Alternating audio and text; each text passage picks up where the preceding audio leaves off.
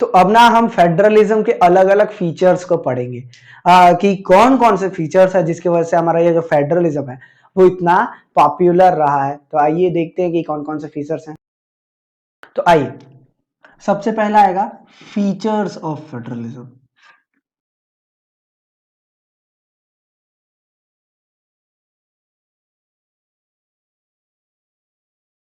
Features of federalism, चलिए ठीक है। तो आते हैं, देखते हैं कौन कौन से फीचर्स हैं भाई, कितने ज्यादा इंपॉर्टेंट हैं। तो सबसे पहला, फेडरलिज्म का सबसे कॉमन टर्म ही उसका फीचर होगा। सबसे कॉमन टर्म क्या है फेडरलिज्म का, कि इसके अंदर क्या पाया जाता है, it has two or more level of government, it has two or more level of government. ये तो सबसे पहला टर्म हो गया हमारा कि it has two or more level of government. अब मजे की बात आती है आगे कि इसमें जो गवर्नमेंट का लेवल है ना, वो इसकी फीचर देखो कि डिफरेंट टायर्स या फिर both levels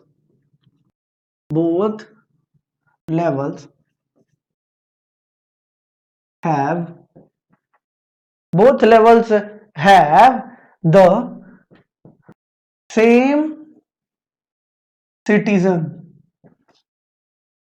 to govern citizen to govern. लो, ये सबसे मुश्किल बात, मतलब दोनों लेवल के पास एक ही नागरिक है जिस पर उसको गवर्न करना है। अब तो ये झोल हो गया, मतलब अब एक ही लेवल के नागरिक है तो उनको कैसे गवर्न कर सकते हैं। मजे की बात ये होती है कि जो हमारी सेंट्रल गवर्नमेंट है, दिल्ली सरकार, हम लोग उसके भी सिटीजन है, और जो मतलब हमारे स्टेट गवर्नमेंट्स है, फॉर एग्जांपल बिहार सरकार, तो हम उसके भी सिटीजन है। ठीक है, तो ये एक जबरदस्त बात आ जाती है कि दोनों लेवल के होने के बावजूद भी दोनों लेवल के सिटीजन होते हैं। लेकिन इसके बावजूद भी तो झगड़ा कर तो तब तो बहुत प्रॉब्लम होती होगी। फॉर एग्जांपल सेंट्रल गवर्नमेंट ने नियम बनाया है कल से पानी का दाम बढ़ जाएगा, और स्टेट गवर्नमेंट ने नियम बनाया कि नहीं पानी का दाम घट जाएगा, तो झगड़ा तो होगा, और झगड़ा होगा तो बहुत ज्यादा प्रॉब्लम हो सकती है। तो इस प्रॉब्लम से कैसे बचेंगे, इस प्रॉब्लम से बचेंगे कि both government have some jurisdiction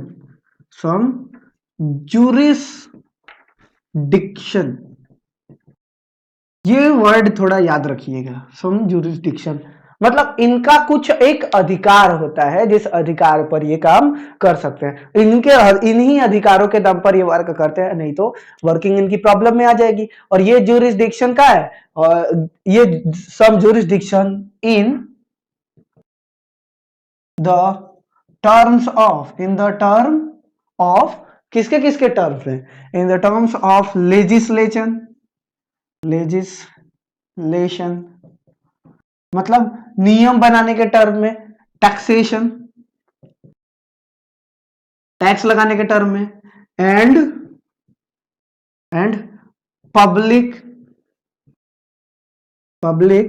welfare, लोगों के भलाई के टर्म में। कहा कहा, तो इन दोनों गवर्नमेंटों के कुछ जुरिडिक्शन है। जैसे पहला जुरिडिक्शन है कि इसमें लेजिस्लेशन पाया जाएगा, टैक्सेशन पाया जाएगा, पब्लिक वेलफेयर, लोगों की भलाई भी करने के लिए इनके पास एक स्पेसिफिक जुरिडिक्शन है। ठीक है, अब ये जुरिडिक्शन क्या होता है, जुरिडिक्शन का मतलब होता है अधिकार क्षेत्र, कि जिसके पास जितना अधिकार रहेगा उसके हिसाब से उसको काम करना पड़ेगा। तो इनका अधिकार क्षेत्र ऐसा है तो ये इसके हिसाब से वर्क करते हैं, कोई प्रॉब्लम तो नहीं हुई इसमें। अब मजे की बात आती है कि चौथा टर्म ये आता है कि अच्छा, जुरिडिक्शन तो हो गया कि हाँ चलो भाई लेजिस्लेशन का इनका अलग है, इनका लेजिस्लेशन अलग है, मतलब ये अलग टॉपिक पे नियम बनाएंगे, ये अलग टॉपिक पे नियम बनाएंगे। अब ये अलग अलग टॉपिक पे नियम बना रहे हैं, जैसे फॉर एग्जांपल सड़क बनाने का नियम सेंट्रल गवर्नमेंट बनाती है, और पानी वगैरह के दाम का नियम स्टेट गवर्नमेंट बनाती है। ये एग्जाम्पल है, ऐसा कुछ नहीं है, ये एग्जाम्पल होते हैं। ठीक है, तो ऐसे ही दोनों के अलग अलग जुरिडिक्शन हो गया कि नहीं हुआ, तो लेजिस्लेशन इन पे जो लॉ बनेंगे उन पे वो काम करेंगे। अब रोड बनाने से जो टैक्स मिलता है वो सेंट्रल गवर्नमेंट लेगी, और पानी बेचने से जो टैक्स मिलता है वो स्टेट गवर्नमेंट लेगी। पब्लिक वेलफेयर, दोनों ही अलग अलग हिसाब से पब्लिक वेलफेयर पे काम करेंगे। तो इस तरीके से हम कह सकते हैं कि नहीं, कि हमारा जो वेलफेयर सिस्टम है वो बहुत ही बढ़िया तरीके से वर्क कर रहा है। कैसे वर्क कर रहा है, तो घुमावदार तरीके से वर्क कर रहा है। अब ये जुरिस्डिक्शन जो हमको मिला है, जो अधिकार क्षेत्र हमारे पास है, या क्या ये अधिकार क्षेत्र सही तरीके से वर्क करता है, क्या ये अधिकार क्षेत्र लीगल है, तो इसके लिए क्या होगा, द गिवन या slash granted jurisdiction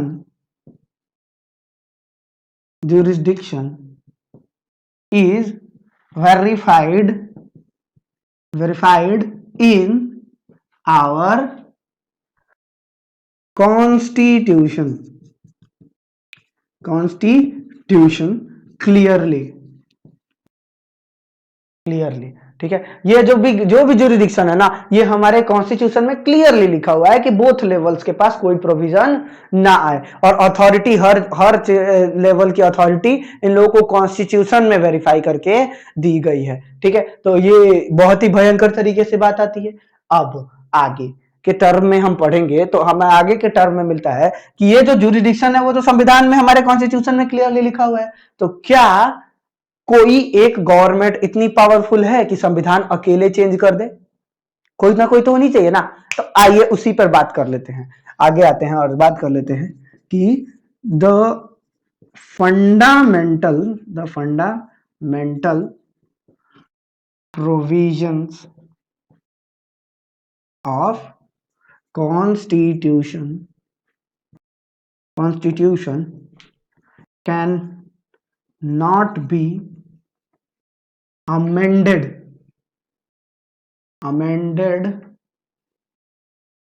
by any single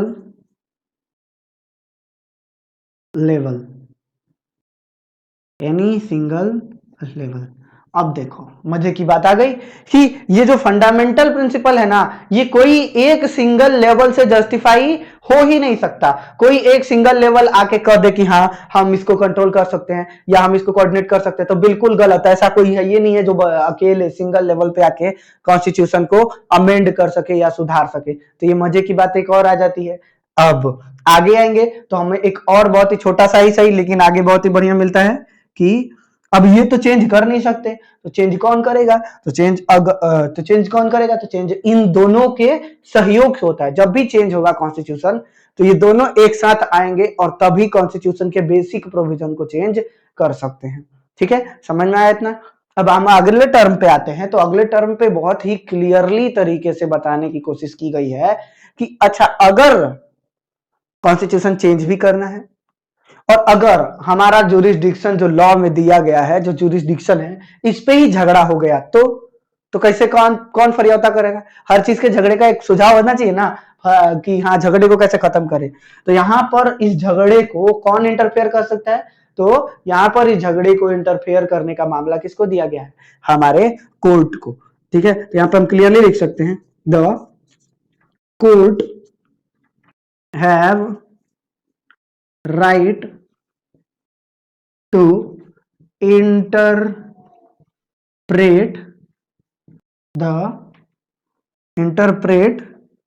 the constitution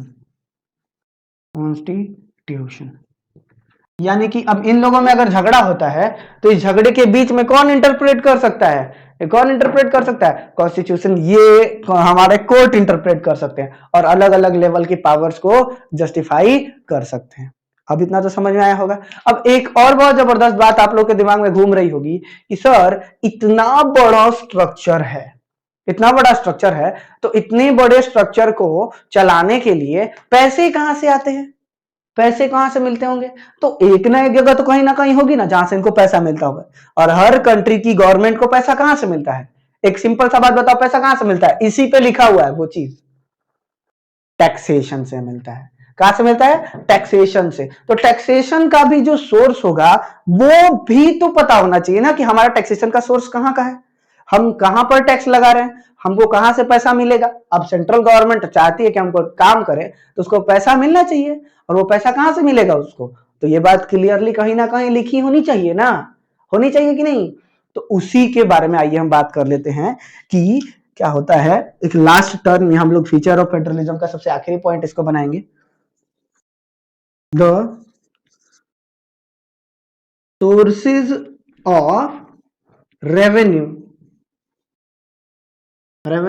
is also briefed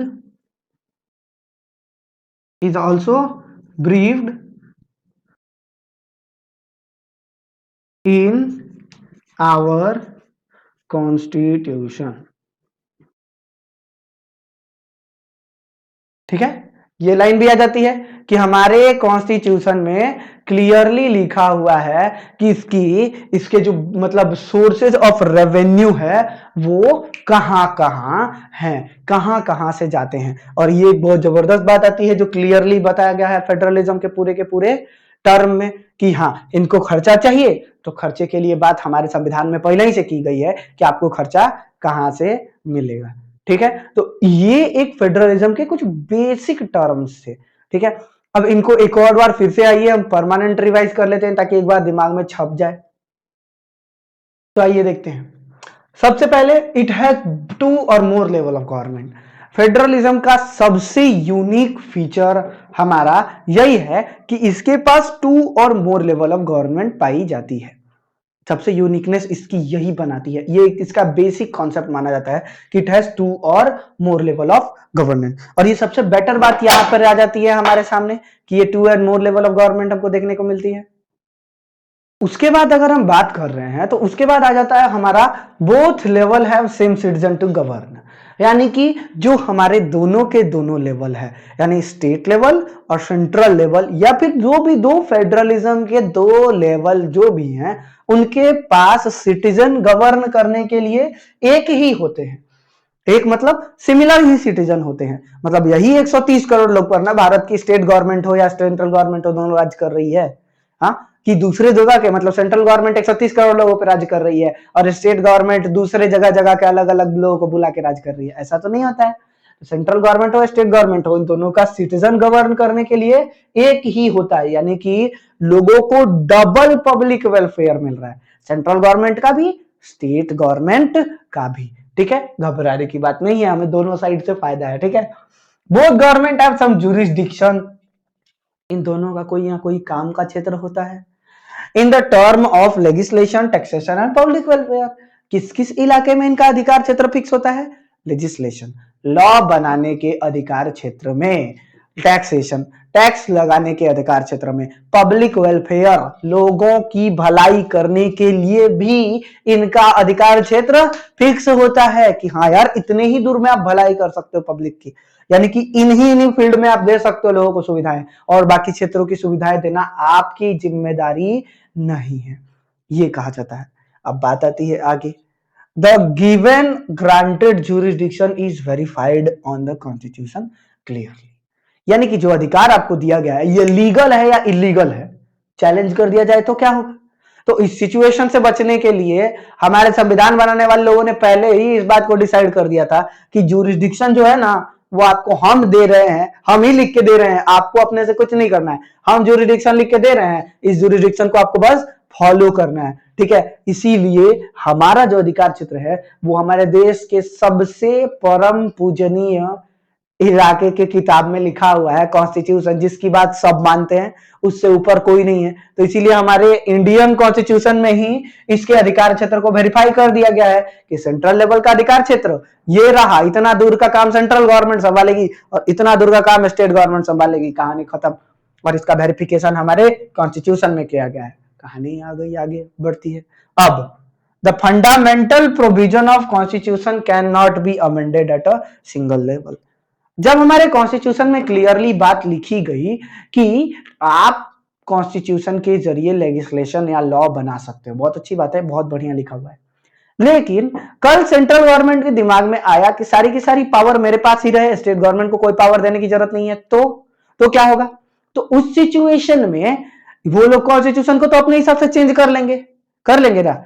इससे भी बचने के लिए जब संविधान जो लोग बना रहे थे उन्होंने इससे भी बचने की पॉलिसी पहले से ही प्रिपेयर कर रखी थी, उन्होंने इसके लिए क्लियरली एक अलग ही एजेंडा बनाकर रखा था और उन्होंने कहा था कि देखो जो भी हमारे कॉन्स्टिट्यूशन का फंडामेंटल प्रोविजन है ना, यानी कि बेसिक बात जो भी है हमारे कॉन्स्टिट्यूशन की, उसको कोई अकेले चेंज नहीं कर सकता। बेसिक बात मतलब स्टेट की फेडरलिज्म पाया जाएगा, फेडरलिज्म पाया जाएगा। कल को सेंट्रल गवर्नमेंट के पास ज्यादा पावर हो गई, वो तो क्या कर देगा, खुद को फेडरलिज्म घोषित ही नहीं करेगा, बोलेगा हटाओ हम ही सब कुछ है, स्टेट गवर्नमेंट को हटाओ, जरूरत ही नहीं है। ऐसा रोकने के लिए क्या किया गया है, क्लियरली लिखा है कि अगर कॉन्स्टिट्यूशन जिन जिन मुख्य बातों पे बना था ना, 10 या 12 बेसिक लॉज थे जिनके ऊपर कॉन्स्टिट्यूशन बना, तो उन फंडामेंटल प्रोविजन में फेडरलिज्म भी एक बहुत इंपॉर्टेंट टर्म था। फेडरलिज्म जैसी चीजों को या फंडामेंटल प्रोविजन को कोई नहीं हटा सकता, यानी ह्यूमन राइट्स कोई नहीं हटा सकता, लोगों की ड्यूटीज कोई नहीं हटा सकता, एक बेटर प्रीपोजिशंस कोई नहीं हटा सकता, पावर शेयरिंग कोई नहीं हटा सकता। ठीक है, तो ये सब चीजें हट सकती हैं, लेकिन कोई सिंगल लेवल इसको नहीं हटा सकता। यानी कल मन किया तो सेंट्रल गवर्नमेंट सारे नियम चेंज कर दी, ऐसा हो ही नहीं सकता। क्यों नहीं हो सकता, क्योंकि क्लियरली कॉन्स्टिट्यूशन में लिखा हुआ है कि if you want to change the fundamental provision of constitution you have to agree with state government and other localities also. लो क्लियरली आ गया कि अगर आपको संविधान चेंज करना है तो सेंट्रल गवर्नमेंट बिल पास करेगी और बाकी सारे स्टेट गवर्नमेंट से उसको अग्री करवाना होगा। समझ में आ रही है बात। तो हम लोगों ने बिल्स और लॉज वाला जो चैप्टर पढ़ा था स्टैंडर्ड 8 में और 9 में भी हम लोगों ने पढ़ा था, वहां पे भी क्लियरली आया था कि कुछ बेसिक प्रोविजंस को चेंज करने के लिए स्टेट की भी जरूरत पड़ती है। ठीक है, इसीलिए स्टेटिक प्रोविजंस की भी जरूरत पड़ी थी। अब आगे आते हैं, आगे क्लियरली हमें मिलेगा कि अच्छा कॉन्स्टिट्यूशन में भी लिखा है और हमारा अलग अलग जुरिस्डिक्शन हो भी गया तो, लेकिन कई बार क्या होता है कि कुछ चीजें आपस में रिलेट करती है। जैसे मैं गाड़ियों से रिलेटेड नियम बनाऊंगा और आप सड़कों से रिलेटेड नियम बनाओ, हम दोनों का फील्ड अलग अलग है, लेकिन मैंने नियम बनाया कि एक गाड़ी 50 किलो तक सामान लेके जा सकती है और आपने रोड पर नियम बना दिया कि एक गाड़ी 10 किलो से ज्यादा सामान लेकर नहीं जा सकती। आप सड़क के नियम बनाने वाले हैं, हम गाड़ी के नियम बनाने वाले हैं, तो क्लैश तो हो गया ना। भले ही लेजिस्लेशन का फील्ड हमारा क्या है, अलग अलग है, लेकिन क्लैश तो हो गई, चीजें तो टकरा गई, और चीजें टकराई हैं तो गड़बड़ होनी चाहिए होगी। इससे कौन बचाएगा, इससे कौन बचाएगा, इससे बचाने के लिए हमारे भगवान बैठे हुए हैं, द कोर्ट। द कोर्ट, अब कोर्ट क्या करेगा, कोर्ट क्या डिसीजन दे देगा आके कि सेंट्रल गवर्नमेंट के पास सब कुछ है, नहीं।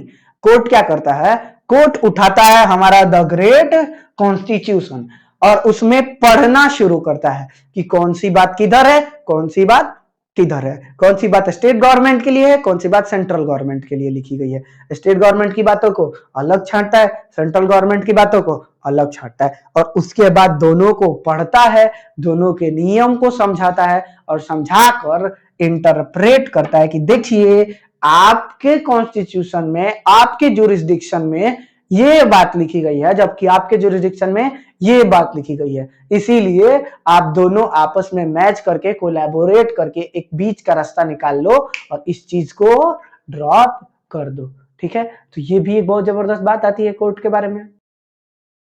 तो अब जब कोर्ट ने अपना जुरिस्डिक्शन क्लियर कर दिया कि हाँ यार जुरिस्डिक्शन इतने दूर में है, आप इतना दूर में रह के नियम बना सकते हो, कानून बना सकते हो और चीजों को ऐसे इंटरप्रेट कर सकते हो, तो इसके हिसाब से इन लोगों ने काफी कुछ सही किया कि कॉन्स्टिट्यूशन हमारा ऐसे चलता है, बढ़िया है, अच्छी बात है, इंटरप्रेट कर लिया। लेकिन बारी आती है नेक्स्ट चीज की कि यार हम लोग खर्चे कहां से निकालेंगे। हम लोगों को तो बोल दिया कि हाँ नियम बना लो, टैक्स लगा लो, पब्लिक वेलफेयर कर लो, खर्चा कैसे चलेगा हमारा, हाँ इतने बड़े इंस्टीट्यूशन का खर्चा कैसे चलेगा, सेंट्रल गवर्नमेंट का खर्चा कैसे चलेगा, स्टेट गवर्नमेंट का खर्चा कैसे चलेगा। तो इसकी भी चिंता हमें करने की जरूरत नहीं है। हमारे कॉन्स्टिट्यूशन डिजाइनर लोग बहुत ही बढ़िया थे, उन लोगों ने सब चीज पहले ही सोच रखी थी। उन लोगों ने एक तोड़ निकाला और कहा द सोर्स ऑफ रेवेन्यू, यानी कि आपको जो खर्चे का पैसा चाहिए उसका जो रेवेन्यू है ना वो आपको मिलेगा कैसे। तो उसके लिए भी इनको ब्रीफिंग कर रखी है कॉन्स्टिट्यूशन में, उसके लिए भी इन्होंने क्लियर करा कि रोड का खर्चा आप संभालो, रोड से जो टैक्स मिलेगा आप, इलेक्ट्रिसिटी से जो टैक्स मिलेगा इनको दे दो, वाटर से जो टैक्स मिलेगा आप रख लो, ग्राउंड से जो टैक्स मिलेगा इनको दे दो, आप रेलवे से जो टैक्स मिलेगा आप रख लो, म्यूनिसिपैलिटी में जो जमीन रहती है जिसपे लोग घर बनाते हैं और घर का किराया देते हैं, टैक्स देते हैं ना, वो आप इनको दे दो। तो ऐसे करके क्लियर जस्टिफिकेशन किया गया था कि एक आप एक हम, एक आप एक हम, एक आप एक हम, और इसके जरिए इन लोगों ने बहुत ही बढ़िया तरीके से हमारे सोर्सेज ऑफ रेवेन्यू की क्या कर ली, ब्रीफिंग कर ली थी, बढ़िया से आराम से, level by level by level by level था। ठीक है, तो कोई प्रॉब्लम नहीं रही होगी इसमें। ये तो था हमारा फेडरलिज्म के कुछ इंपॉर्टेंट फीचर्स। अब आइए फेडरलिज्म के बहुत बहुत और बहुत ही इंपॉर्टेंट फीचर के बारे में बात कर लेते हैं, जो इन फीचर्स में तो फीचर नहीं हो पाया, लेकिन ये अलग ही है, जो बहुत ही बढ़िया माना जाता है। एक जबरदस्त बात आई है, देखिए फेडरलिज्म के बारे में कहा जाता है कि ये एक साथ दो चीजें करता है, एक साथ दो चीजें करता है। पहला, it safe it safeguard our country, it safeguard our, इसको अच्छे से ऐसे ही लिखेंगे, it safeguard the unity of our country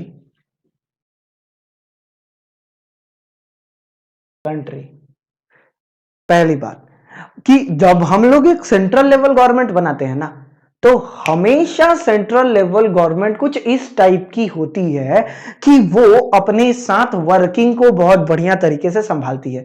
होता क्या है कि जब भी हम लोग सेंट्रल लेवल गवर्नमेंट की बात कर रहे होते हैं, तो वो अकेले ही पूरे देश की बाउंड्री को कंट्रोल करती है। और जब आप एक पूरे देश की बाउंड्री कंट्रोल कर रहे हैं ना, तो आप खुद ब खुद उस कंट्री की यूनिटी को सेफगार्ड कर रहे होते हो। साथ ही साथ उसी वक्त क्या करता है ये, और उसी वक्त ये क्या करता है, it promotes and preserve the regional diversity।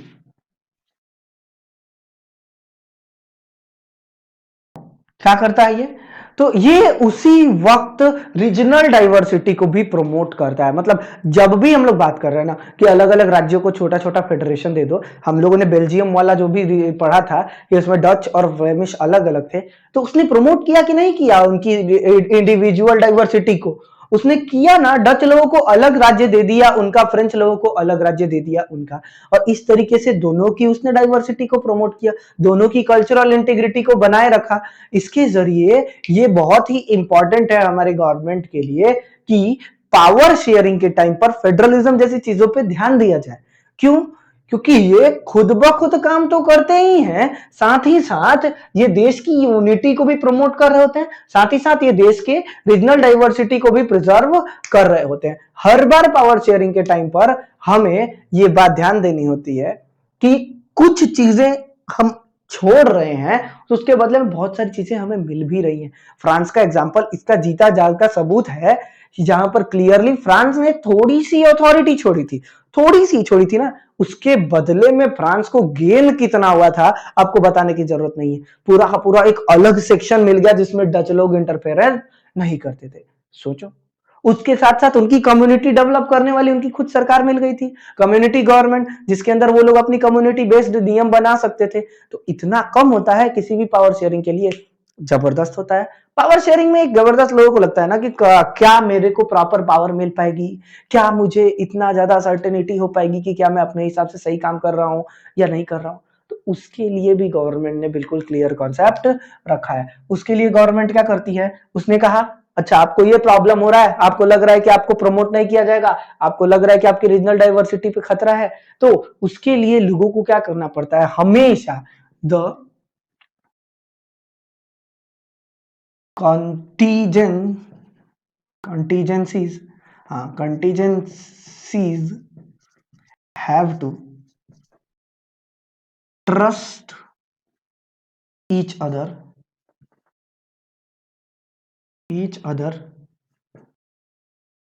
in power sharing। मतलब ये जो कंटीजेंसीज होती है ना, इनको एक दूसरे पर ट्रस्ट करना होगा यार, बिना ट्रस्ट के काम ही नहीं हो पाएगा। हमेशा आपको ट्रस्ट करना पड़ेगा पावर शेयरिंग में कि हम क्या इस मायने में सही हैं, क्या हम इस मैटर को लेकर सही तरीके से वर्क कर पा रहे हैं। और इसी वजह से पावर शेयरिंग थोड़ा सा लैग बिहाइंड रह जाता है, क्योंकि अभी भी कई कम्युनिटी हैं, अभी भी कई कंटीजेंसीज हैं, छोटे छोटे इलाके हैं जिनको ऐसा लगता है कि अभी पावर शेयरिंग में अगर मैं जाऊं तो मुझे पावर इक्वल नहीं मिल पाएगी, क्योंकि उनको अभी भी उतने रिगार्डिंग ट्रस्ट नहीं है कि यार अगर मैं आता भी हूं तो मुझे पावर मिलेगी या नहीं मिलेगी। ये लेकर बहुत ज्यादा झोल चलते रह रहा है और अभी भी इसको लेकर बहुत सारी प्रॉब्लम्स मौजूद हैं।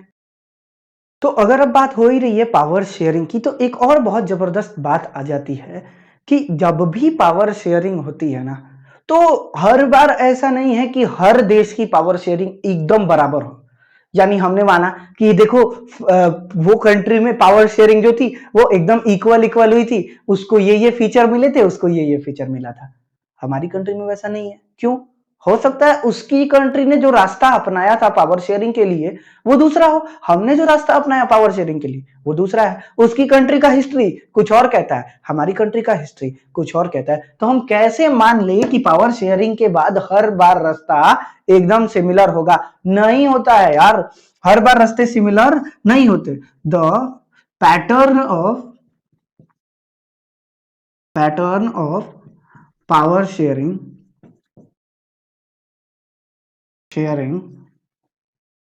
can not be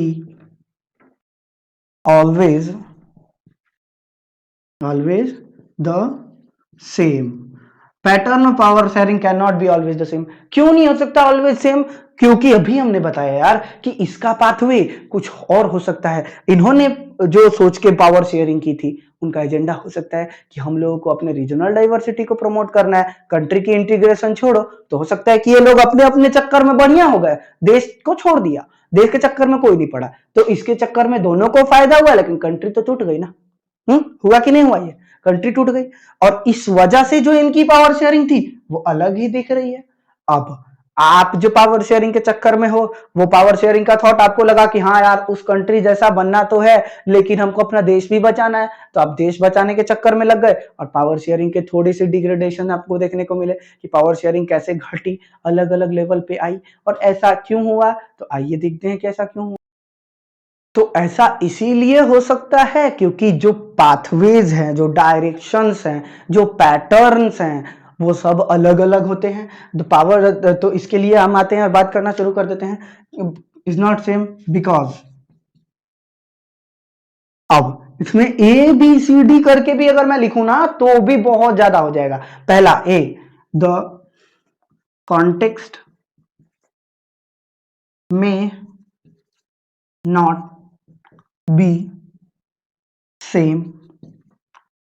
पहला कि कॉन्टेक्स्ट ही सेम नहीं होगा, लोगों का जो विचार है पावर शेयरिंग के लिए वही सेम नहीं है, तो कहां से एजेंडा सेम होगा, कहां से पावर शेयरिंग सेम होगी? ये थॉट भी आई। दूसरा क्या हो सकता है? The people might not be same. लोग, सबसे इंपॉर्टेंट तो यही कि लोग सिमिलर नहीं होंगे। उस कंट्री के लोग अलग थॉट सोचते हैं, हमारे कंट्री के लोग अलग थॉट सोचते हैं। तो पावर शेयरिंग का सबसे इंपॉर्टेंट फीचर तो यही चला गया कि उस कंट्री की थॉट छोड़िए, वो अलग है, हमारे कंट्री की थॉट देखिए ये अलग है। अब तीसरा, political patterns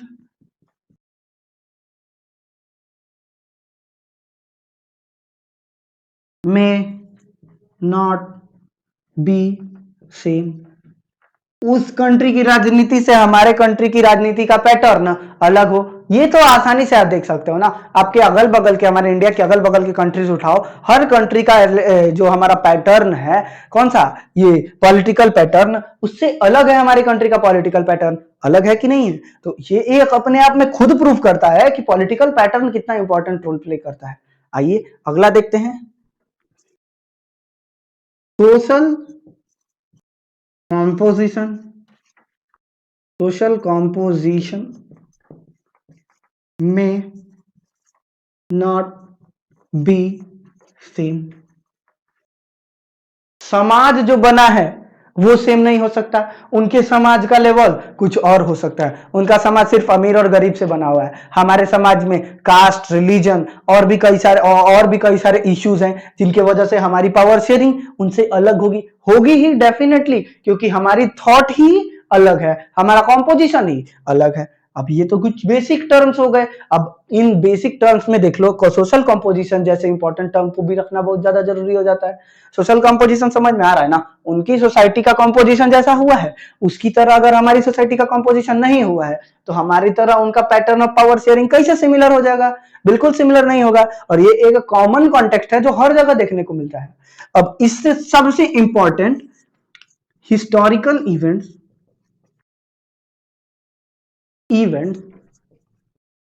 may not be same।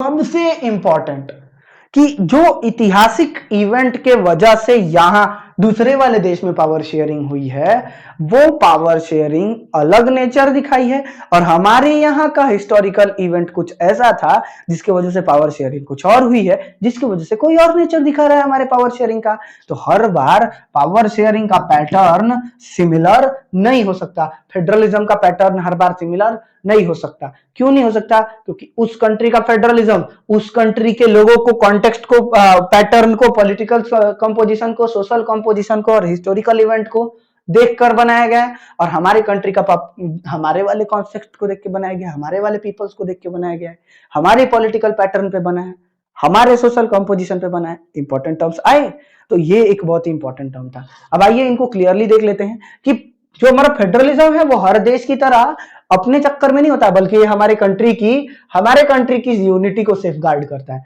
कि पहली बात भारत बजाय सब कुछ, हमारा देश एक यूनाइट रहना चाहिए। ये फेडरलिज्म का सबसे की फीचर। उसके बाद दूसरे नंबर पे देश यूनाइट है, हो गया। अब क्या करना है?